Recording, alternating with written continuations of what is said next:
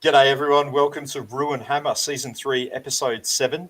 Thanks for all you guys for joining us for another episode made possible by our wonderful Patreon subscribers. Thanks to all you guys whose awesome support enables us to upgrade our visual presentation via Restream and bring you the content that you guys enjoy so much. G'day Hammer, how's things, mate? Kia ora, everyone. Mate, I'm doing great. And yes, again, I just want to echo your thanks to our Patreon subscribers whose support does allow us to do what we do every week, which is bring you the best Warriors content on all social media platforms.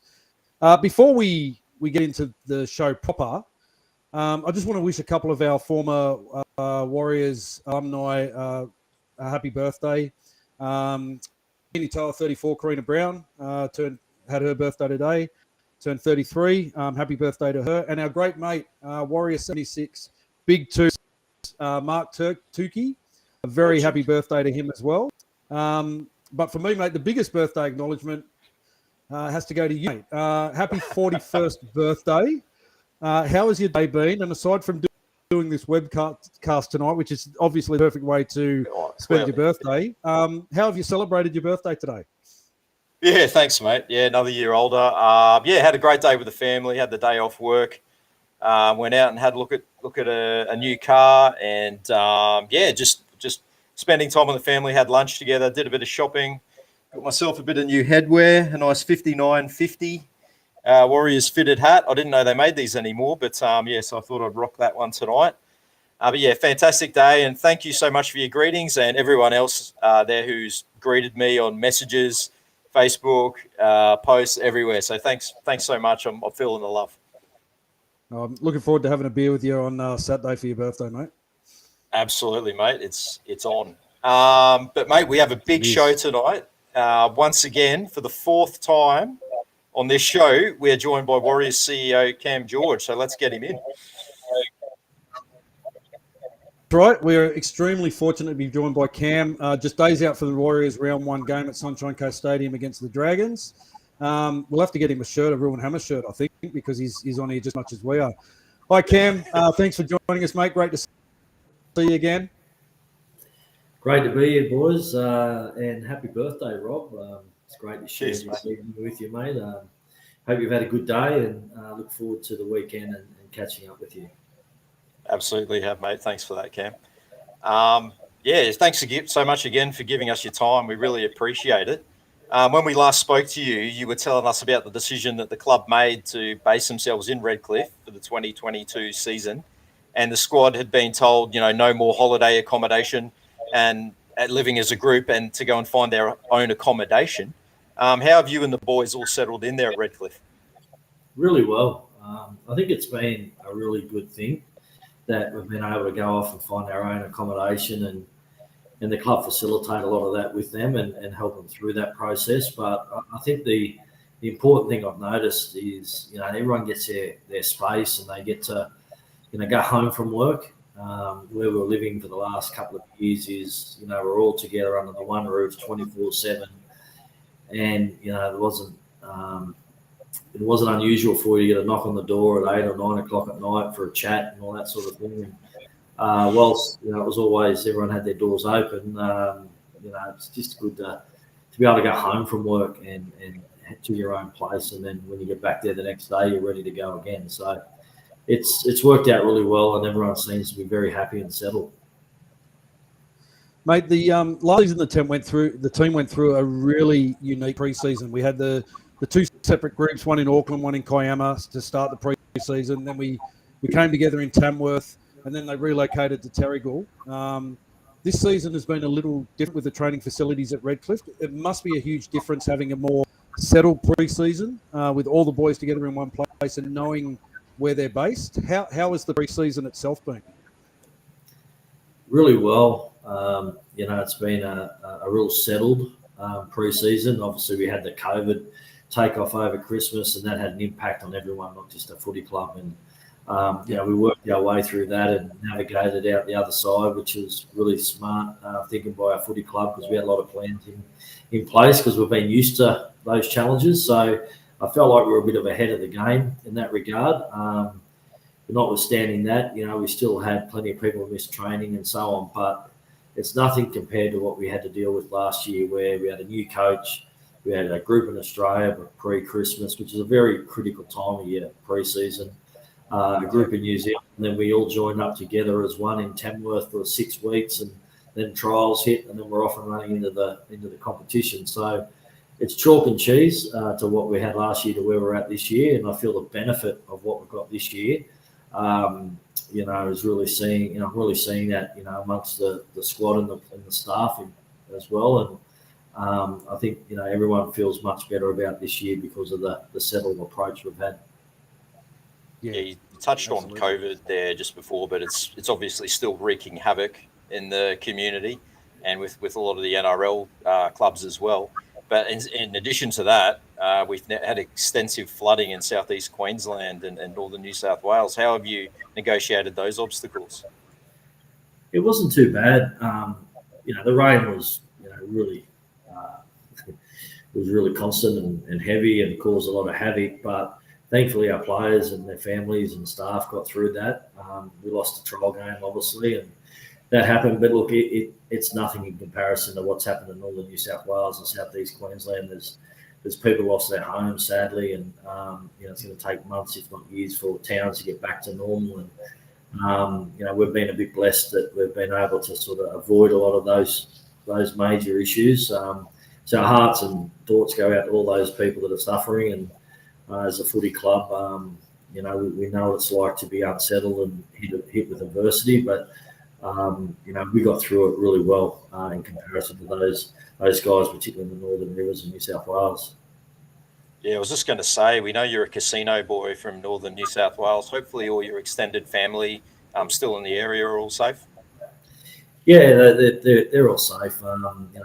Different people, friends or family, just had their different issues. My brother's house got water in it, but that's always a challenge for anyone. But again, less in comparison to what other people have had. You've only got to look at Lismore and what's happened there, and we know a lot of people in that area, and it's been so tough, and you can't really do much. That's the problem. You just got to work through it in a timely manner, and hopefully they all get back to normal sooner rather than later. Yeah, absolutely. Quite a few comments coming through on the live feed. Just keep them coming through, guys, and we'll get those questions for Cam at the end of our set of questions. Josh Gage is watching. He says, "I love you, Cameron." So I know you'd be happy to hear that from Josh. The feeling is extremely mutual. I miss Josh. I don't see him that often. When I do, I feel like I don't see. He's moved to Bathurst. I don't get to see him that often either. I think I saw him was at that Melbourne game. So he's a bit of a stranger to the call. But every time I see him, I really feel complete. It just makes my life. Yeah. There you go, Josh. He'll tune out now. He'll turn off his generator or stop riding his bike that gets the electricity gun. Go and have a lie down. Mate, talking about the squad, we've had a couple of key players, including Tohu, Adam Fanua-Blake, and most recently Josh Curran, recommit to the club on long-term contracts. How important were these signings for the club and the culture moving forward? Very important. You just want to continue to build security around your squad, as well as stability amongst the youth and the experience. And Tohu was a huge signing for us. He's our club captain and a really good leader amongst the men at the footy club. And he's a real fan favourite, when he plays. He demonstrates all the key values that we have as a footy club and a fan base, which is hard work and never give up. And, he just goes about his business in a real professional way. And, when Adam Fanua-Blake and his manager and I sat down with Hodgie and, they express their desire to be here long term. When you've got players of that stature wanting to commit to your club long term, deep down you're doing some things okay. And, they're there to leaders into the next generation of inspiring the kids coming through. And Adam's tremendous in that regard, as well as Tohu. And then you look at an up-and-coming like Josh Curran, the kid's got the ball at his feet. He's really training well. He's playing well. And the next couple of years is very exciting for Josh, and I'm looking forward to seeing where he gets to. So again, we've got a few other irons in the fire with our group, and the more we can stabilise the future, the better we'll be, and then we can just bring in the different squad members that we need to from outside, but really want to continue to develop from within, and that's what we're starting to really see happen. Yeah, absolutely. That's awesome. Yeah. Well, speaking of signings, the signing of Dylan Walker caught us all by surprise.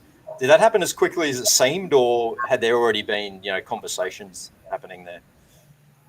No, well, we'd spoken to him a few times. Hodgie and I went down to Sydney and caught up with him, and it was a really good discussion to have. And he really impressed me, Dylan. He's a winner, and the thing that stuck with me was he's a real person that's committed to his family life, and he wants to get everything spot on now, and he's training hard, and he just wants to be the best man he can be. And I said to him, why do you want to come to the Warriors? Which is a really important question, obviously, for us all to understand. And he said, because I want to win a premiership.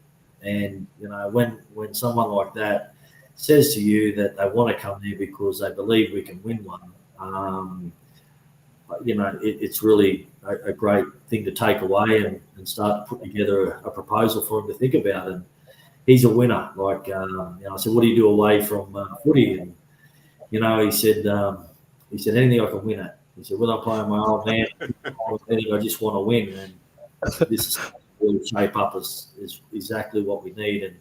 And so we just kept it obviously quiet, and we just went about our business. And the credit of Dylan and his family, no one talked, and we just got on with it and agreed on the deal and obviously announced it. So really happy with that signing. I think he brings to the club a lot of experience. He brings to the club a winning attitude, and someone that's going to help a lot of our young kids coming through. And his versatility is something that's always going to be a benefit to any footy club, particularly the way the game's going. Yeah, absolutely. Massive signing, and good of the Australian media to have their finger on the pulse. They didn't pick up on that one. They pick up on all the other bullshit stories linger around regarding the Warriors, but they don't pick up on the actual stories. So, mate, we've got Jesse Arthur's on loan from Brisbane for this season. We've got a number of players still on train and trial contracts and development contracts. How are these guys fitting into the extended squad? Will they play for the Redcliffe Dolphins in that Brisbane competition this year? Yeah, look, at the end of the day, the best team will be picked on performance. And Jesse Arthur's, he's a terrific kid, and we're so glad we're able to secure him for that 12-month period, as you touched on. Look, he got injured in the Melbourne trial, just injured his ankle, and he missed a couple of weeks training. And, to Billy's credit, Billy is training the house down this pre-season. And, to Brownie's credit and the coach's credit, they acknowledge that through selection. And look, the one thing I know is there's plenty of competition for many different spots across the whole team, and that can only bring about a healthy environment and a very competitive environment, which is fantastic. In respect to what they do outside of the NRL, is our intention is clearly to play any players that aren't selected in the Q Cup. They're a great club, Redcliffe Dolphins, and we'll continue to use them as the feeder club as the year rolls on. The difference this year is at this point in time, the NRL are requiring you to name 24 players and carry 24 players in the game day because of the COVID situation. So, we have to give an example of how that could unfold. We have to do a test 3 hours before kickoff. So at that point in time, you actually don't know who's actually confirmed as starters, because as you know, with COVID, anyone could pop up with a positive meeting. So you've got to carry enough of those players to the game day, wherever we are, just in case someone fails in that 3-hour test before kickoff. So in the absence of that, they'll be back playing in the Q Cup as often as we can for those that aren't, and hopefully have a successful year there too. Yeah, definitely. Yeah, right. You partly answered my next question, but with COVID a very real threat in the NRL, has the NRL made any special dispensation to use players outside of your top 30? Should there be like a massive COVID disaster mid-season? Yeah, there will be. The NRL have been really sensible about this. We've all learned through the last couple of years what it's like and what's happening. But in regards to this year, any player or any club, I should say, that falls short because of COVID, whether they're close contacts and or have COVID, you can make an application to the NRL on those grounds to bring a player in from outside of your 30. So every player is being prepared to play NRL because of the short-term nature of when COVID can hit you. So we're just hoping and praying, and everyone using common sense and trying to do less is best in terms of getting out and about to try and make sure we have our best team available to play each game day. So COVID aside, we're hopeful that'll happen. If COVID hits us, we've got enough good young talent and enough people that are ready to go in the NRL if we need them. Mate, despite the cancellation of that first Mount Smart game against the Panthers, how confident are you of the remaining New Zealand fixtures going ahead? And what will the scenario look like for the Warrior opposition side? Will it be a fly-in, fly-out scenario? Will the boys have the opportunity to interact with the long fans back in New Zealand? How will that all look? Yes, the first part of your question is when we'll get back there or not. I'm super confident come July 3, we'll be back there playing at Mount Smart Stadium. So we've got a big red circle wrapped around that Sunday afternoon game against the West Tigers at Mount Smart. And the rest is subject to local government, restrictions. So for all intents and purposes, hopefully everything's back to normal. And we can engage with the fan base and so on and so on. But in regards to how we get there, when we get there, we will be flying in and flying back to Redcliffe. But we've got plans afoot to go a bit earlier for certain weeks and so on and so on, just to get that engagement back up and happening again to our great fan base back in New Zealand, who we've sorely missed as much as they've missing their players as well.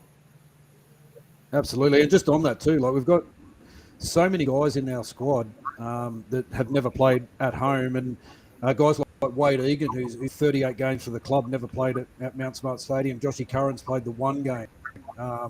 Jack Murchie, who's been with us for 3 years now and hasn't played a game. So it's going to be great for those guys too to soak up that Mount Smart atmosphere and get amongst the home crowd. And I'm sure the crowd, that'll be a sellout. That'll be a sellout in minutes.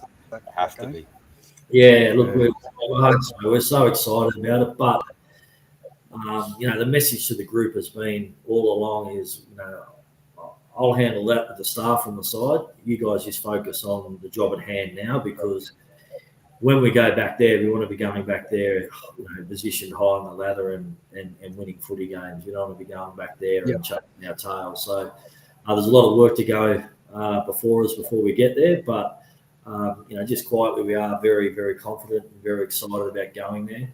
And look, we just seriously, we can't wait to get back and, cheer loud and proud in the grandstands with everyone. Yeah. Yeah, 100%. Mate, since we last spoke, there has been a number of changes to personnel. Obviously, Peter O'Sullivan left to take up a role with the new Dolphins franchise and forced a little bit of a reshuffle in the personnel. So Craig Hodges moved into the GM role, and little General Stacey Jones was appointed as assistant coach once again. It must be great for the squad to have a club legend like Stacey Jones involved again.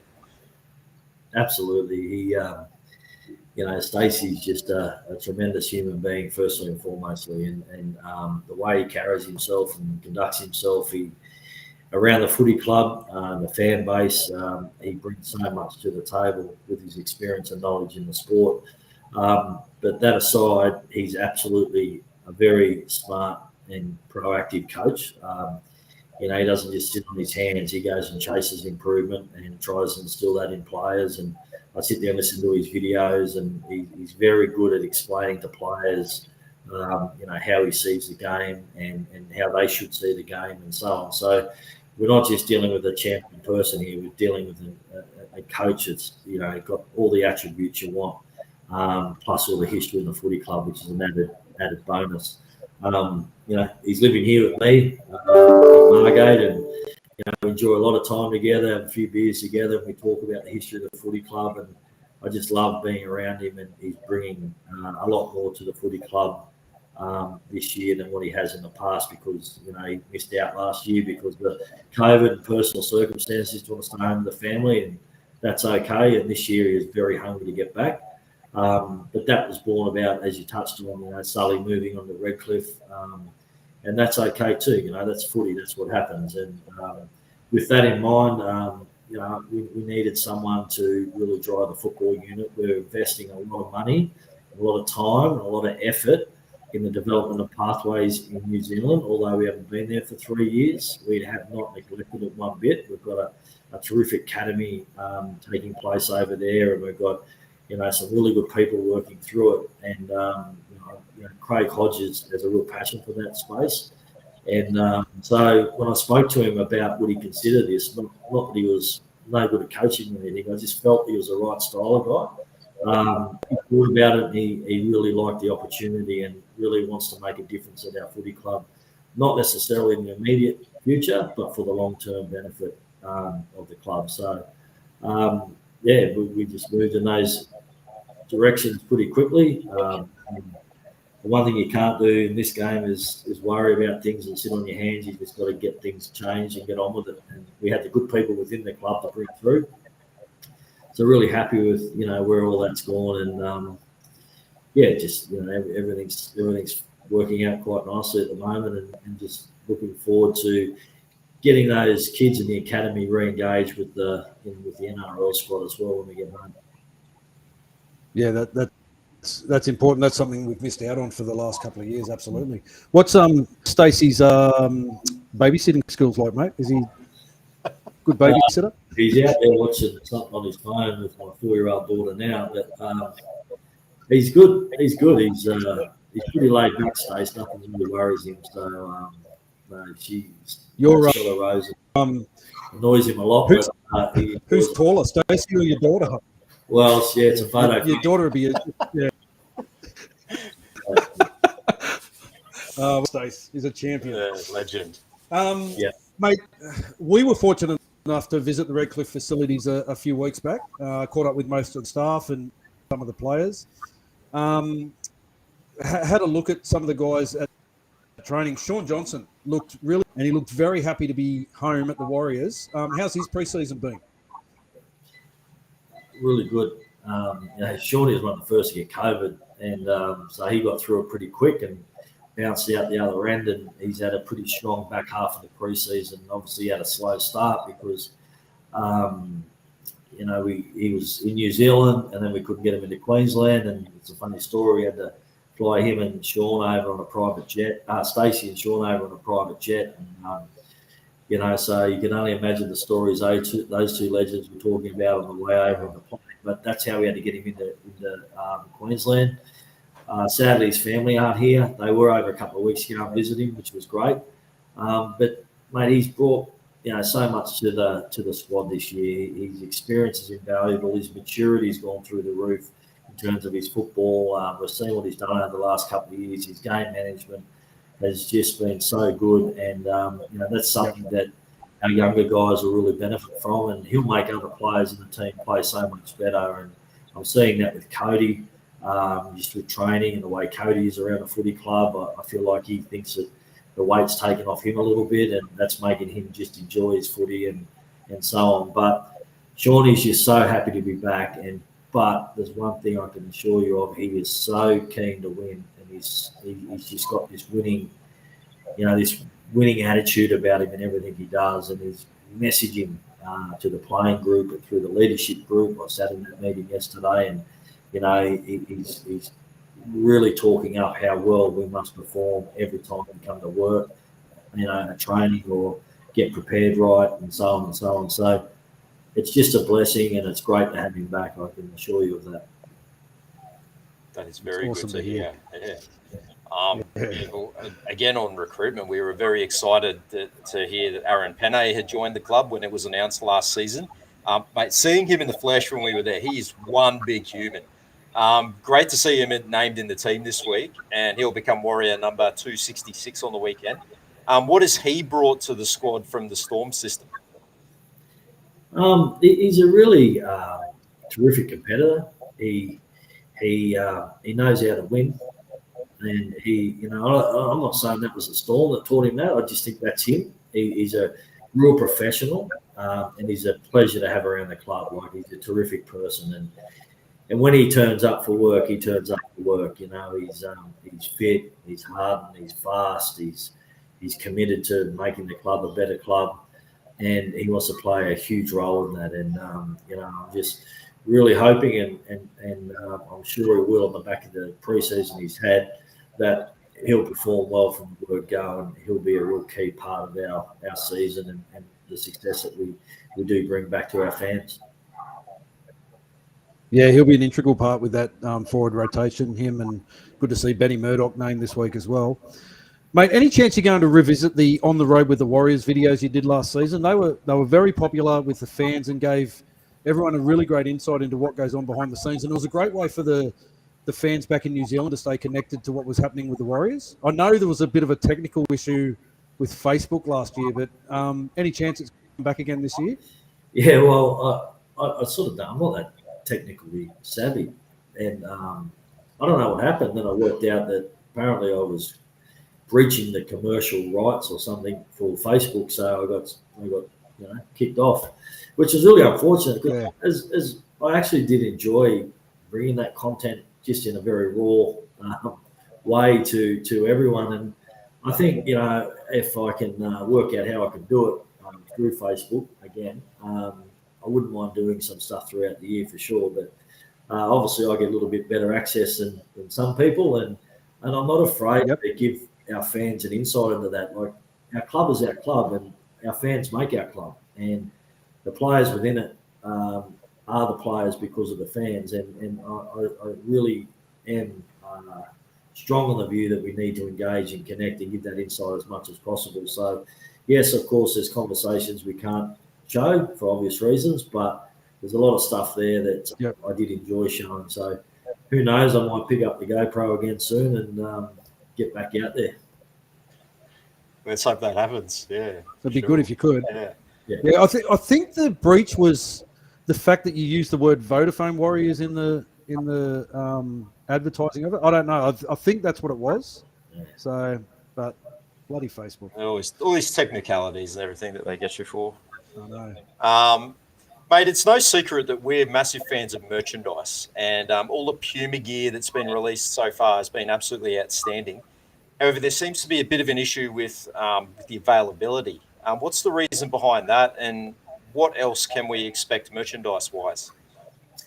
Oh, look, there's a lot to come, absolutely, and we apologise for that. However, it's out of the hands of a lot of people, in particular Puma, our great partner, and ourselves. It's just the delay of the COVID-related logistical nightmare that everyone's had to put up with, and that's through manufacturing plants that have been shut down for a long period of time and so on. So hopefully we get a huge rush of merchandise soon, and everyone can grab what they can. And but I know Puma are doing their absolute best, as well as the footy club, in trying to get as much merch as we can. But it's all been related to the manufacturing plants in particular, offshore, that haven't been able to do their job due to COVID and so on. But hopefully the momentum picks up and we get going. So it's really good kit. Seeing it all, obviously, and as we drip feed it out, I'm sure everyone will be really excited and grab their best shirt, best hat, best jumpers they can. Absolutely. We've got a little bit of merchandise coming out ourselves, actually, and we'll have to get some shirts and hats made up for you, seeing as though you're part of the furniture here at Roo Hammer now, as our most prolific guest. So we'll hook you up with some merch, Cam. Yeah, that'd be good. Thank you. Yeah. I suppose it's good for a lot of us that is going to come out in drips and drabs. It gives us enough time to save up and buy it as it comes out.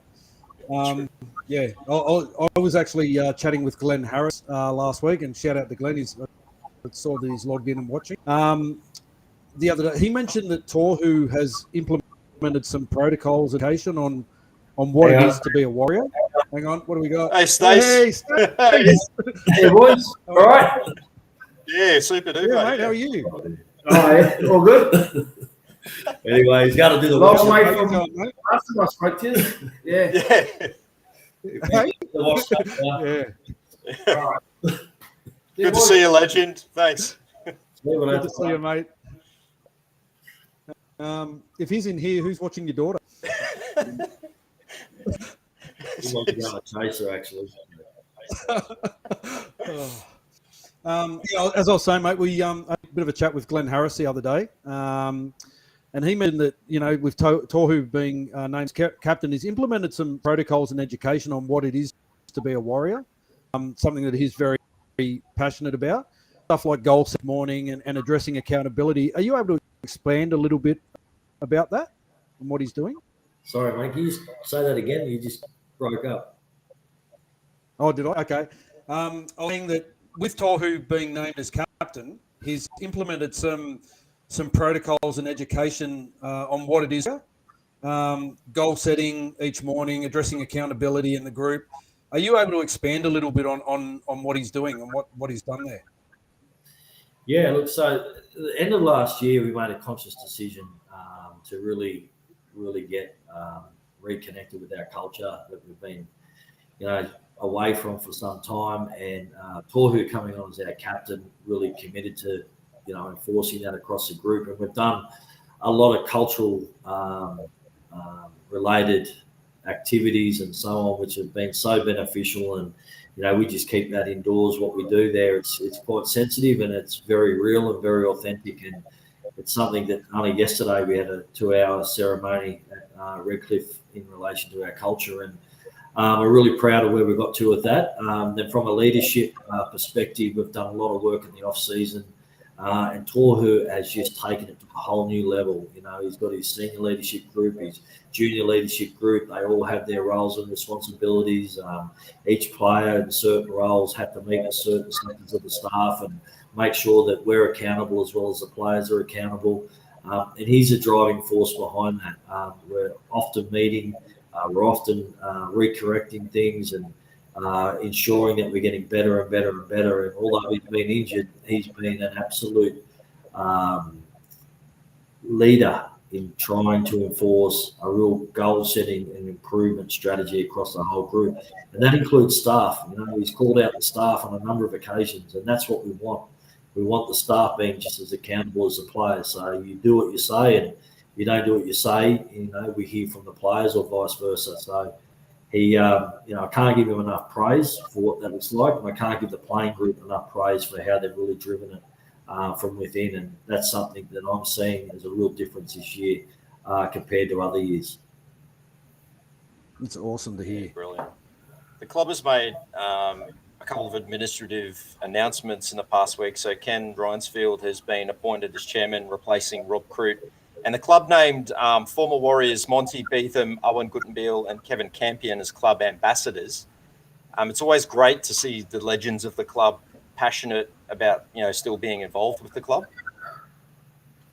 Yeah, it's outstanding. It's something that was a part of the program I just touched on about reconnecting with our culture and particularly our past. We're so proud of our past, although we haven't lifted that trophy as of yet. But there's been a lot of people come before the current crop of players that have put so much into the jumper. And there's been a lot of fans, a lot of administrators. Everyone's contributed to where we're at now. And the message is we're in the now, and the present playing group have a huge opportunity. And we have some values that we live within amongst the playing group and staff group that we've been driving day in, day out, every minute we're at work over the last 3 months. And when we went looking for people to get back into the club in an ambassador's sort of role, there was none greater to demonstrate those values than Kevin, Owen and Monty. They're one of the 3 better phone calls I've made in the last 12 months. They were so excited. They were so keen to be a part of it and really felt privileged to come back to the footy club in this capacity. And then, when we get home, we'll get closer and closer to them. So, Kevin called into the office today, obviously based here at the Gold Coast, and he's really keen to help where he can. And Owen and Monty are the same. They're just terrific people. They hold really strong values, and they're the type of warrior we want to be. And that's something we'll be forever grateful what they've done in the past, but we want them to help us again in the future. Yeah, mate. We've been very fortunate to have a great relationship with Campo, and he truly is passionate about the club. Even though his time at the club was relatively short, like no one epitomizes a Warrior like he did during those years that he played at the club. Yeah, absolutely. And when you listen to him, you know, I think the little orchestrator amongst them all is Stacey. You know, he probably started all the fights and he pushed them out to the front and he hit them back. And but you know, not one of them took a back step. Not one of them walked away from the challenge in front of them. And each one of them led us to very good success at certain periods of the club's history. And you know, their stories, their war stories about wearing the Warriors jumper. What it means to them now that they're not even playing means just as much to them as what it was when they wore it. And Kevin Campion, beyond anyone who lives in another country, loves one club. He's played at many clubs, but absolutely loves one club, and that's our club. And when you talk to Kevin, you know, you don't have to throw him the jumper and he'd run out this Saturday for us if he had to, you know. And absolutely, they're the people that have set us up in the past. The people who we've now will take us into the future, but we want them a part of that, you know, that narrative going forward. It's a testament to the history of our club. We've been very fortunate to be able to connect with, you know, quite a few ex-players and interview them on here. And a lot of the Aussie-based guys like Michael Luck and Grant Ravelli, Georgie Gaddis, Steve Pride, Tate, Kevin Helf, when we spoke to them, they talk so passionately about their time at the Warriors and how when it came time for them to retire or to leave, it was kind of a decision that was made that they didn't want to go. Like, you know, Pricey stayed for another 8 or 10 years in New Zealand running a shop, and you know, Wayne lives over there now. I think he's a fireman. It's something Brent about Webb, our club. Yeah, Brent Webb. Yeah, something about our club. PJ Marsh as well was another one that spoke highly of it. So it's great that we've got these guys that are so passionate about our club coming into the fold, and as you said, you know, educating, you know, the crop of today on what it is to be a Warrior and how passionate they can be about our club. It's fantastic. Yeah, look, I think the biggest difference, and I said it to the players yesterday when we had as I touched on earlier, a cultural ceremony, and you know, our club stands for something. It stands for a culture. It stands for a country. It stands for, you know, the past. It stands for the present, and you know, we're going to excite the future. And not many clubs can do that. You know, you can go to Parramatta. It's a suburb. You can go to St. George. You know, they represent two places, but we represent a culture. We represent a country that we're extremely proud to be a part of. And you know, I'm Australian, but there's no way in this world will I ever give up the opportunity or the privilege of calling myself a Kiwi at the New Zealand Warriors. It is such an honour, and our players know that, our Australian players know that, and you touch on those guys that went to the club, have left the club for various reasons, but they are always connected and will always be connected to one thing, and that's the culture that this team stands for, and that's something that we're extremely proud of, and it's something no other club can sell, and that's something that we have with us for the rest of our lives.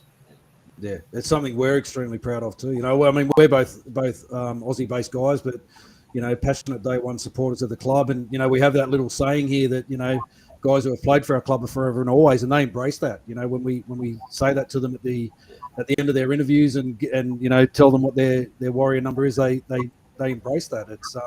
It's wonderful. We've got Campo coming along this weekend. Hopefully, Rob and I are hosting a bit of a pre-game fan meetup at a place on the at Warana called Your Mate's Brewhouse. I think it's 15-minute walk or something from the stadium. We're fortunate enough to have both Steve Price and Campo coming along to that. Mate, what are your movements during the day? Are you able to stick your head in and come and have a beer with us at the Your Mate's Brewhouse on Saturday?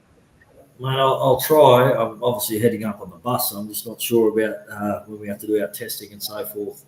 But you never know. I could turn up for a quick beer or two before kick-off. That'd be lovely. Yeah, awesome. That'd be fantastic. Mate, before we let you go, Cam, what are your thoughts on the discussion of a new possible 18th team being a second team from New Zealand? Look, I understand the game needs to expand at some stage. Like the question's never been 17 teams. You're never going to stop the competition on 17 teams. It was always going to be 18. So everyone was worried about the 17 teams coming from, but I've always been worried about where the 18 team is coming from. Knowing the New Zealand market relatively well in the commercial sense, I think it'd be really challenging. It'd be like trying to put a second team in Melbourne. We do have another code that is over there that's very entrenched in the history of New Zealand and very entrenched in the sporting landscape. So you want to be careful not to play your cards too much over there. There's other parts of Australia that could present, commercially better options. But look, at the end of the day, there's smarter people than me and that'll make those decisions. But I really think they need to do their homework very, very closely on the commercial aspect of New Zealand's offering, because you're up against a country that's got 6 or 7 rugby union franchises, and as I said, it's a bit like Victoria where they've got all the AFL there as well. It might be better suited to look elsewhere from a commercial aspect, but at the end of the day, we've got to beat whoever we've got to beat to win the competition. If it's another New Zealand team, it will be, but we are the New Zealand Warriors, so I think they'd be able to look elsewhere personally.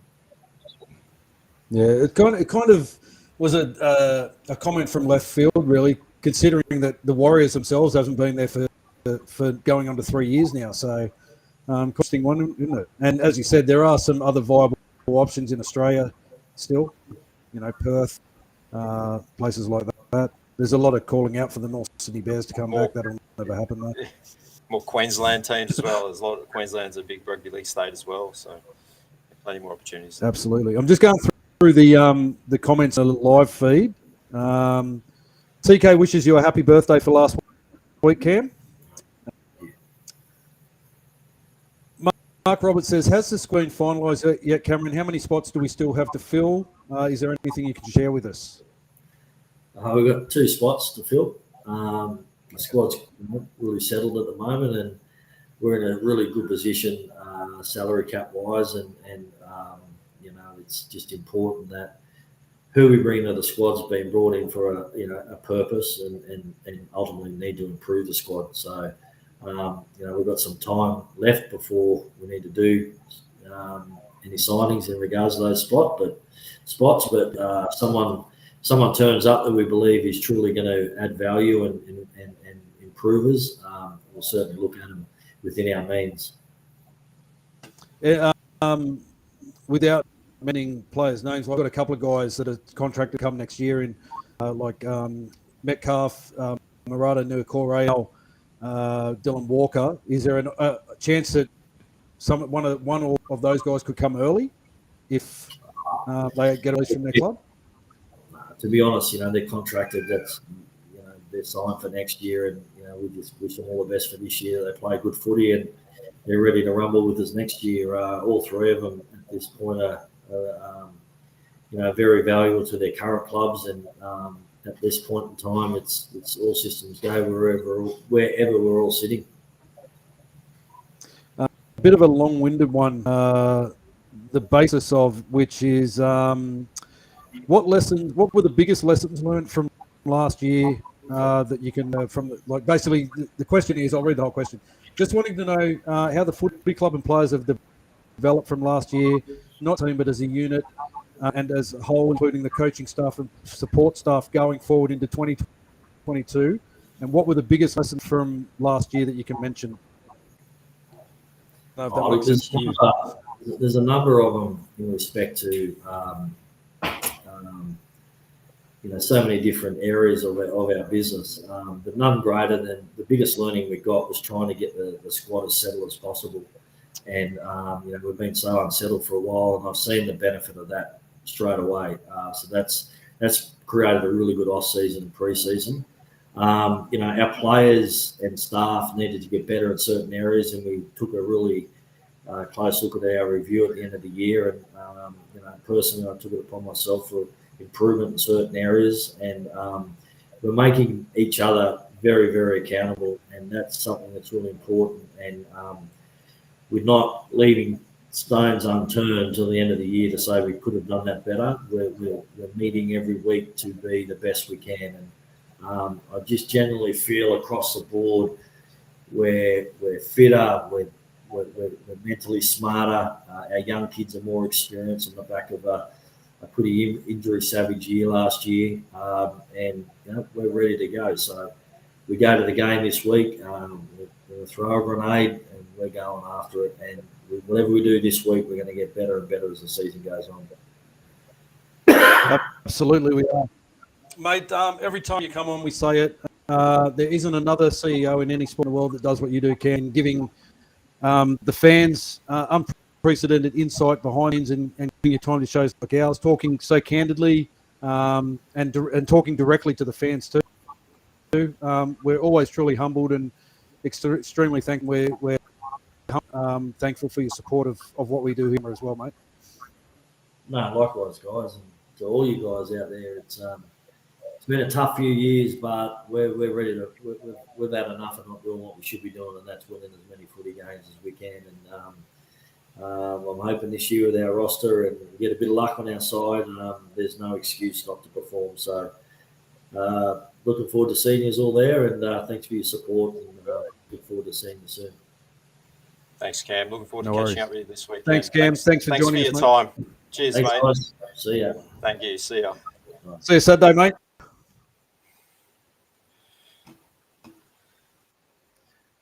Hearing it comes information straight from the top. Yeah, it's unprecedented level of access and that he gives us. And yeah, there's no other CEO that does this kind of thing. So we really appreciate his time.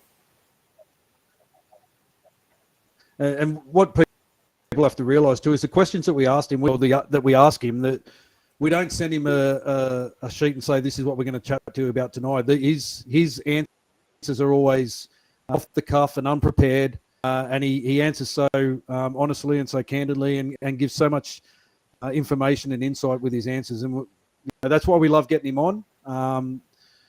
He's always been a great supporter of ours, and he's always happy to come on and chat directly to the fans. Yeah, it's great.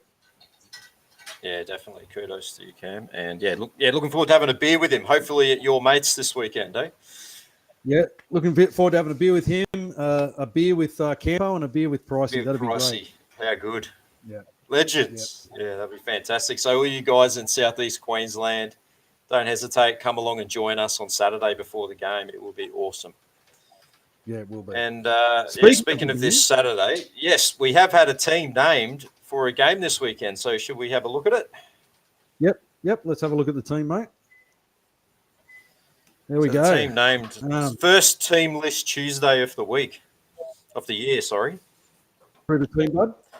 Yeah, fullback Chanel Harris-Tavita, Dallin Watini-Zalesniak and Marcelo Montoya on the wings, Viliami Vailea and Rocco Berry in the centres.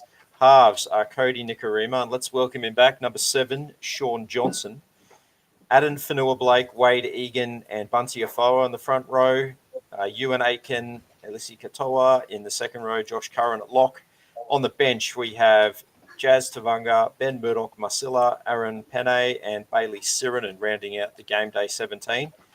And on the extended bench, we've got the merchandise, Jack Murchie, Ash Taylor, Adam Pompey, and Pride Edison Rabati. Yeah, and as extra guys added, because they've got a name 20 more, but they just didn't fit into the graphic.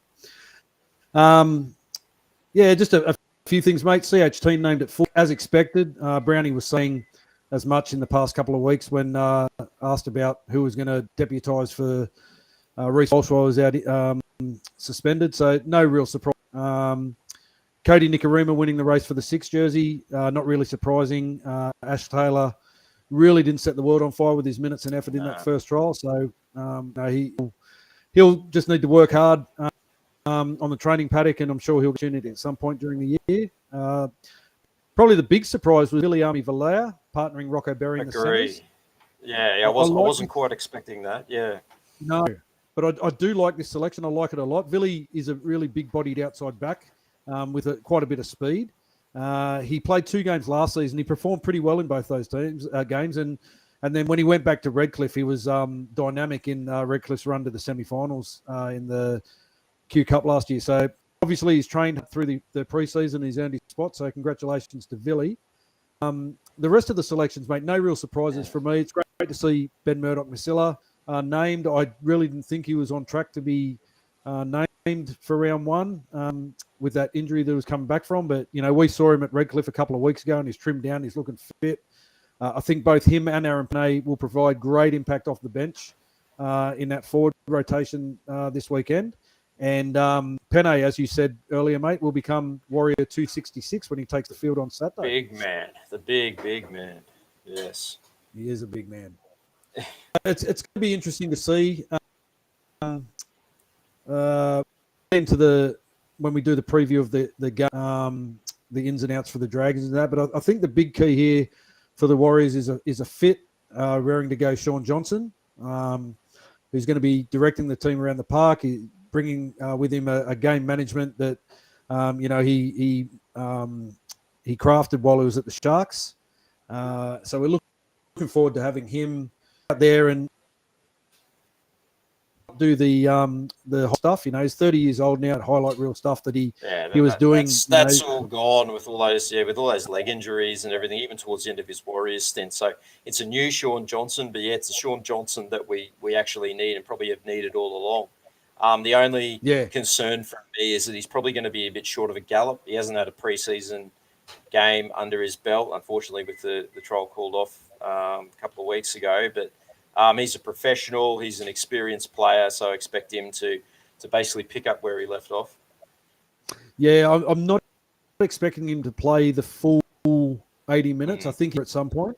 They can shuffle around. That's the luxury of having like CHT at fullback, is they can do like a little bit of a shuffle there. Yeah. They got Bailey who can come in and just play at the 6 and Cody move into that 7 role.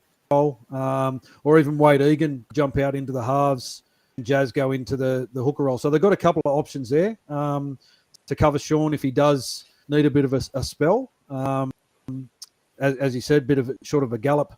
Not playing that role against Melbourne, and then obviously the second trial being washed out. But mate, I like the squad. I like this team. Obviously, would look a lot better with Matt Lodge and Reece Walsh both in there. But for a round one side, considering those two guys are suspended, it's a side that I think we got a lot of points in us too. Yeah, I think so, and obviously I hope so. It'd be nothing better than to see the boys run up a bit of a score on the weekend, put some tries on the board. We have kind of struggled with that a little bit in the last couple of years. So, it'd be great to see us tear up. Thursday night, the season officially begins with a huge game out there at Penrith. It's Panthers versus the Sea Eagles. Just looking at the two sides there. So the Panthers, obviously, Nathan Cleary, the big omission there, ruled out for those 3 weeks. Former Warrior Sean O'Sullivan given the task of directing the Panthers around the park. So a baptism of fire there in Penrith, but we know he's up for the task. Good old Charlie Shitstains and Isaac Targo named in the outside back positions vacated by Naden, Burton and Momorovsky there, who have departed. And for the Manly side, no surprises with Desi's selections there.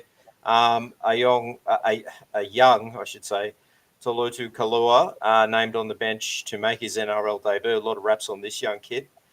Former Warrior Toff Sipley fills the void for the injured Paseka. Ethan Bullymore has come over from the Broncos, wins that edge back rower position. And Dylan Walker not named even on an extended bench. So Cam's kind of put it to bed, but is it a possibility he's on the outer since signing with the Warriors? Well, it looks that way, doesn't it? Because not even in the extended squad. So unless he's got an injury. Yes, for me, mate. I think Nathan Cleary's out. He's obviously a massive out, Penrith didn't look too good in that last trial against Parramatta. They got a lot of points put on, beaten convincingly. Of course, they had a couple of guys not playing. I don't mind this side. I'm leaning towards Manly. I think Manly will with Tommy Trbojevic, Saab and Garrick, Harper, Parker. That back five last year was so dangerous. Cherry Evans at halfback. Olika Atu, I thought he was not going to be named in the game, but he's obviously named. So he's recovered from that injury picked up in the trial. I think it'll be a close game, but I think Manly will get home. I've got 1-12. How about yourself? Yeah, Cleary is a huge out, and I know they have in the past played well without him there, but I think this Manly side is very good on paper, and they had a great season last year up until like the preliminary final. I think they may have just a little bit too much. Couple of other key outs for the Panthers side, so I'm leaning towards a close Manly victory as well. Yeah, I think I've said it all along, and I think guys like Matt Burton and Capel are going to be massive misses for the Panthers this year. They're really going to miss them. So yeah, I'm sticking with Manly in that one. Yep. Friday night, mate. The first game on Friday, the Raiders versus Sharks. For the Raiders, Chance Nickel-Kluckster wins that fullback spot ahead of the young Xavier Savage, who trialled so well and had a fair few raps on him. Everyone's saying that he was going to get that fullback spot, didn't eventuate. So CNK at the back there. Jared Croker overlooked for selection. Big James surprise. Schiller, Yes. yeah, to make his NRL debut in the centres with Matt Tomoko. The other one that picked in that was Sebastian Chris, who was a regular starter for last year. Yeah. Brad Schneider named a halfback for the injured Jamal Fogarty. Fogarty facing the extended period on the side. So this is a big show of faith in the rookie by Ricky Stewart. And new signing Adam Elliott named on the bench in his Raiders debut. Your mate, Pre-Jack Mulatalo, named in the centres with Matt, the shoe salesman, Ikavalu, named on the wing. Hines and Moylan named in the halves. So Trindle and Connor Tracy overlooked for selection entirely. I'm not sure if there's injury involved there, but those two guys not two of the better performers last season as well. So that's Connor interesting. Tracy especially, mate. Connor Tracy was so versatile for them. I thought he would have been they're running a very big bench. Tom Talakai, Royce Hunt, Andrew Fafita. So could be a late inclusion there at the expense could of be a late big inclusion somewhere, but they're not even named on the extended bench. So interesting one, but it basically means that Blake Brayley looks like he's going to play the full 80 minutes for the Sharks. As I said, Andrew Fafita named on the bench, which is great to see Andrew back after that horrific injury he suffered last year with his windpipe. Dale Finucane in his first game at his new club. Their other new recruit, Cameron Kinnis, not available for 4 weeks, so he's a massive out, but that side that Cronulla have named looks pretty strong. And Coach Craig Fitz, he won't be able to oversee his first NRL game as a head coach as he's come down with COVID. So that's your luck. Yeah, exactly. Mate, I think there's going to be a very tight contest. I do like the Raiders pack. It's a very strong pack, even if Ryan Sutton's missus has called out Ricky Stewart for not naming her boyfriend or husband or whatever it is. Mate, I'm going to get Sharks. I've picked the Sharks at 1-12.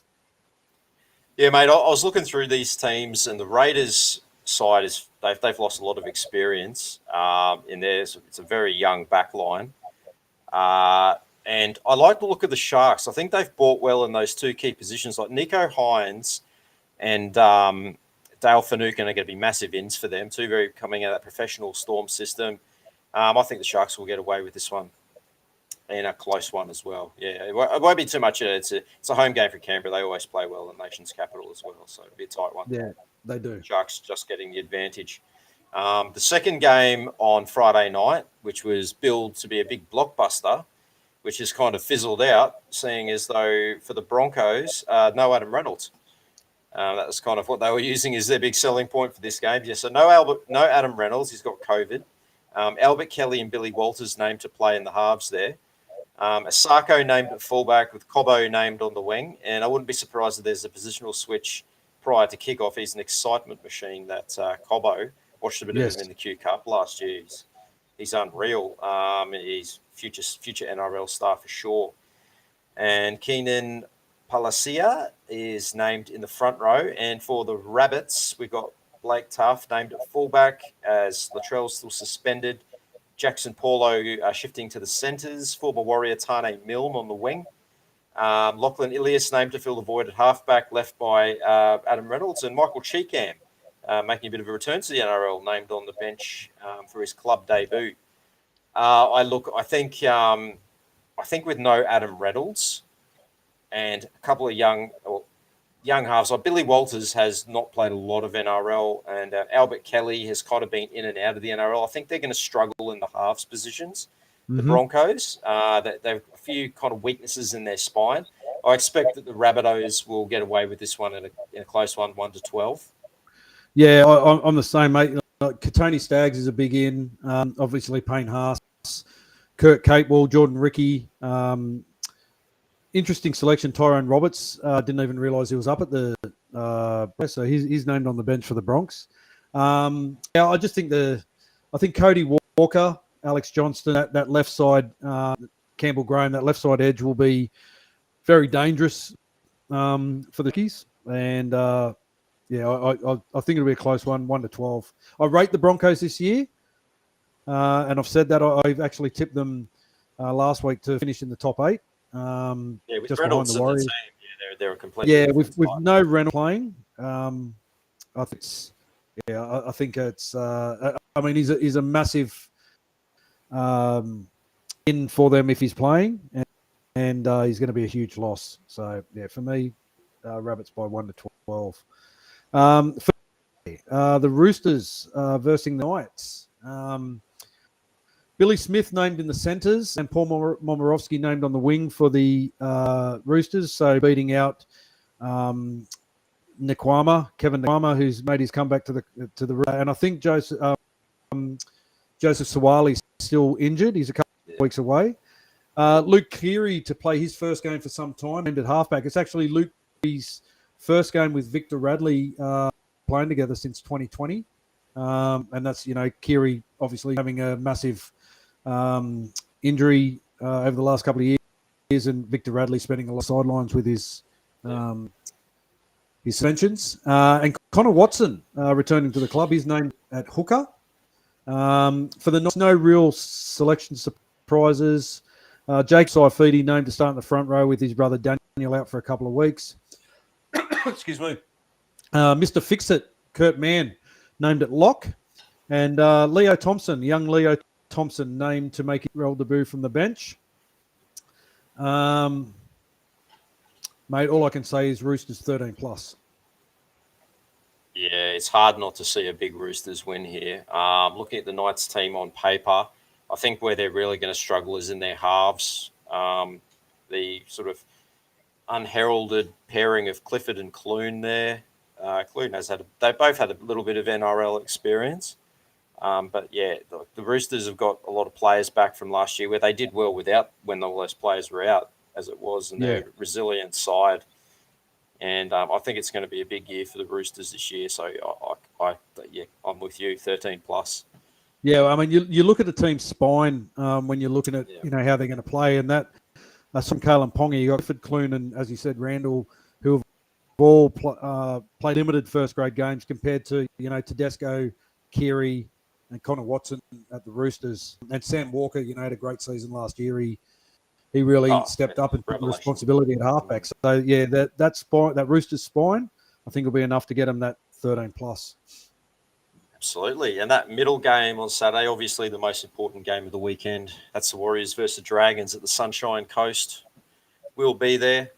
Warriors. We will. CHT to fullback for the suspended Reece Walsh, Bunty Afoa in the front row for suspended Matt Lodge.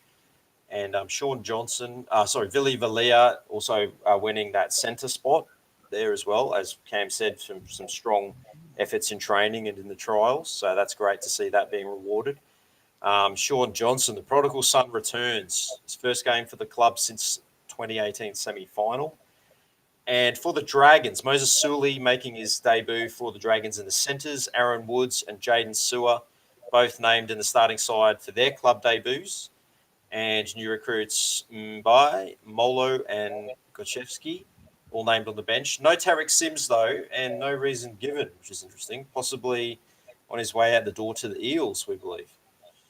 Yeah, mate. Last year there was talk about Tarek Sims. The Dragons came out and said they weren't going to offer him a contract past his current contract, which ends at the end of 2022.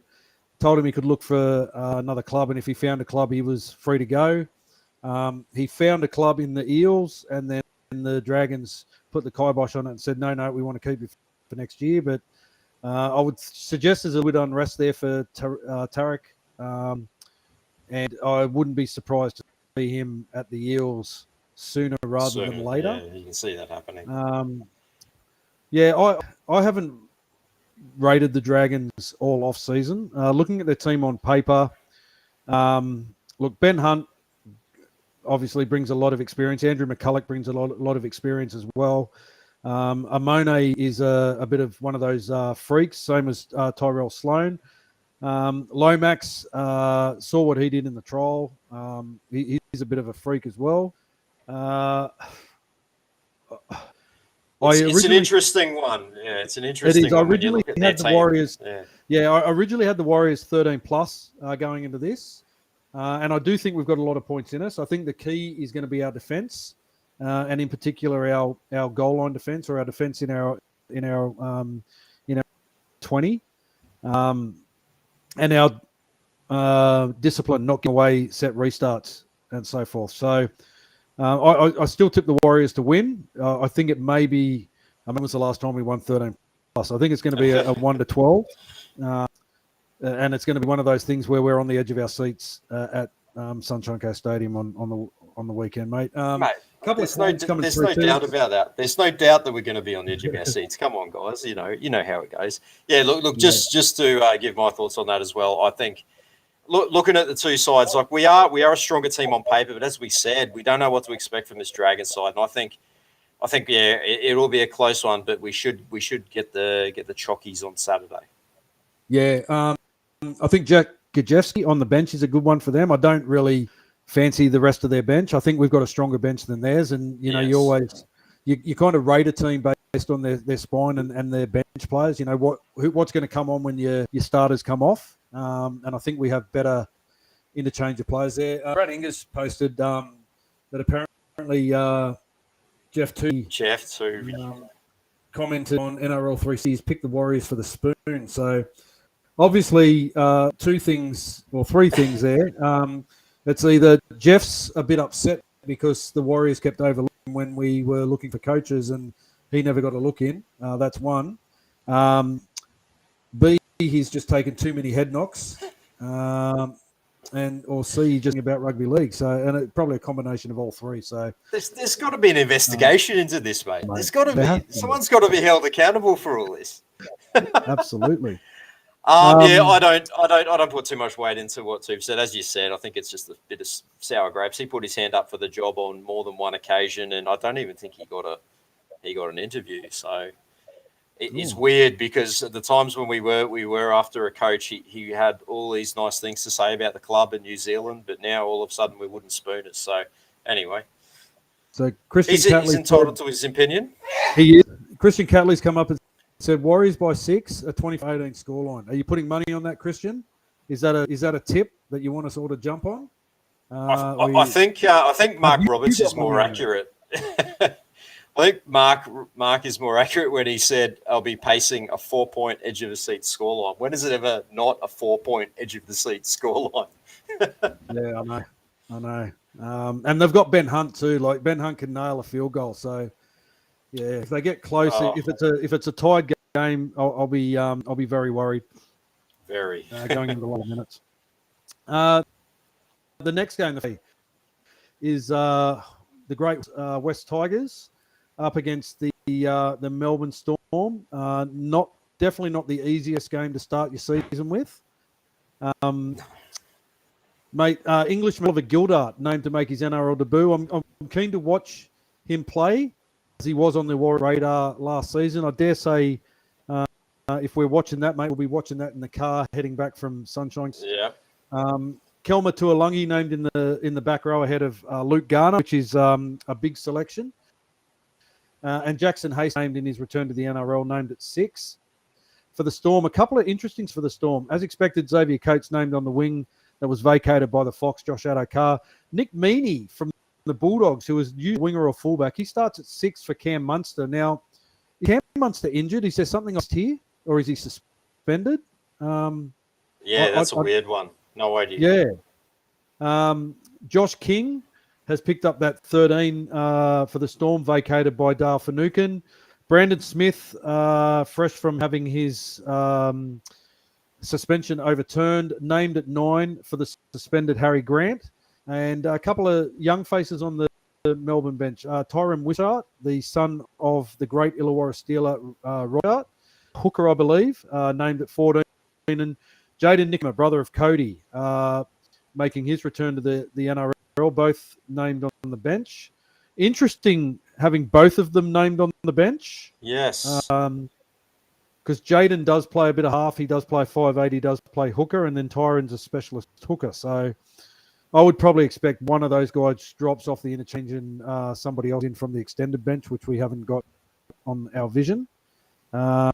Regardless of that, I do like the Tigers 10, 11, 12 of Ukamano, Tuolangi, Luciano Leilua, Jimmy Roberts back in the centres, Dane Laurie at fullback, although I'm still going to pick the Storm 13+. It's the Storm. Well, they've never lost the first round game, have they? Or they haven't. Oh, I haven't under Craig Bellamy, I think it is. Mate, speaking of head knocks, you're probably going to think I've had one with what I'm about to say. Oh, no. Now, look, I looking at all the players out for the Storm, it's a very different team from last year. The Tigers have had some solid reinforcements, but look, as you said, it is the Storm, and Craig Bellamy is still their coach. I think it's going to be a lot closer than we think, but I think the Storm will get away with it by 6 to 8 points. Okay. Moving on, Sunday, first game on Sunday, it is the Eels versus the Titans. For the Eels, Sean Russell named on the wing for the injured Hayes Dunster. Bailey Simonson named on the other wing for his club debut with no Maker Sivo. Lane, Papali'i and Madison, the back three forwards with Nathan Brown injured.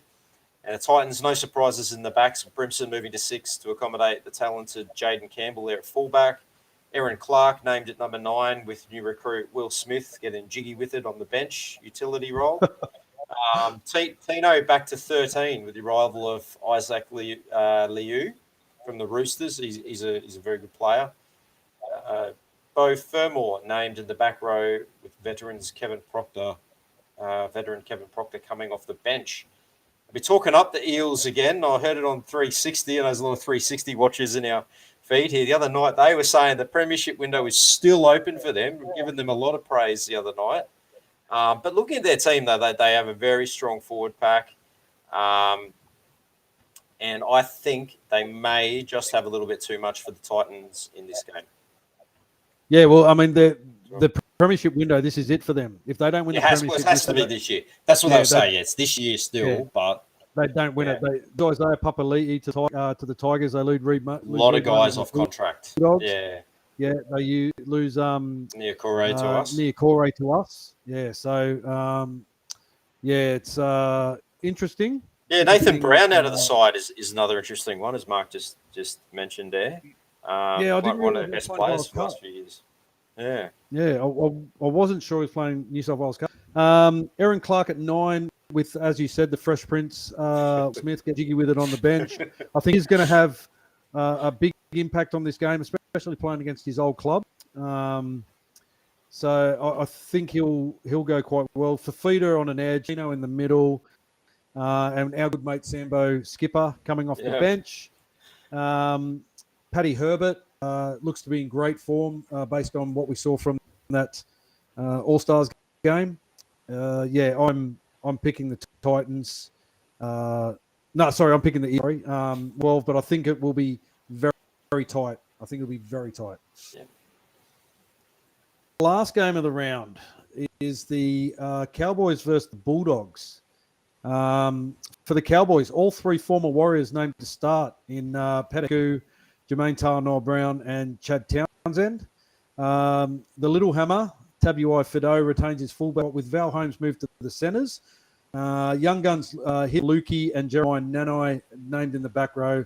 And Jason Tamalolo, who by all reports has had a really big off-season, named at lock, and they're looking for to play big minutes again this year, unlike what he was doing last year. For the Bulldogs, new look Bulldogs side, a host of changes here. Matt Duffy named at fullback in his club debut. Braden Burns and Brett Naden making their club debuts in the centres. And Shop very unlucky to miss out on section in this one. Josh Adokar on the wing. Matt Burton at 5'8". Avarillo keeps that halfback spot. And then you've got the other new recruits in Paul Vaughan and Tavita Pena being named in the pack. It's a good looking side, the Bulldogs on paper, but you saw in the trials that they were struggling to get some combinations going. And when you make so many changes in one season to a side, and they're big name changes, people expect that they're going to be an instant success, and I don't think they're going to be. I still think the Bulldogs are going to struggle a bit this year. In saying that, I've picked the Cowboys to be in for the wooden spoon with the Tigers. So I'm going against everything I thought weeks ago, and I'm actually going to pick Cowboys to win this one, 1-12. It's going to be an interesting game to finish off the round. Yeah, it's a tough one to pick. So many reinforcements for the Bulldogs. I think I said to you the other night, I just don't feel that they've strengthened the right positions though. Obviously, Matt Burton, a great player from Penrith last year, predominantly played in the centres, but is a half. Coming in there at number 6 with Jake Avarillo, and then Matt Duffy there at fullback, and the Fox on the wing. Look, I think this will be a very close game, but there's a couple of class players in that Bulldogs team, and I think if they just click, they might be able to get the job done over the Cowboys. So I'll go the Bulldogs in a close one, 1-12.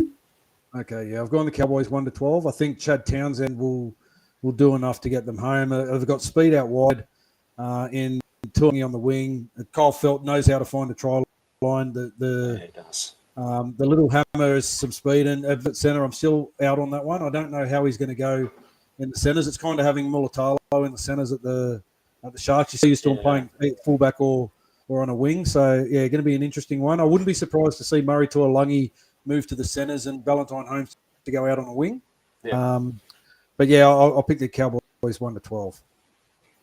Okay, and that's your first round of footy for season 2022.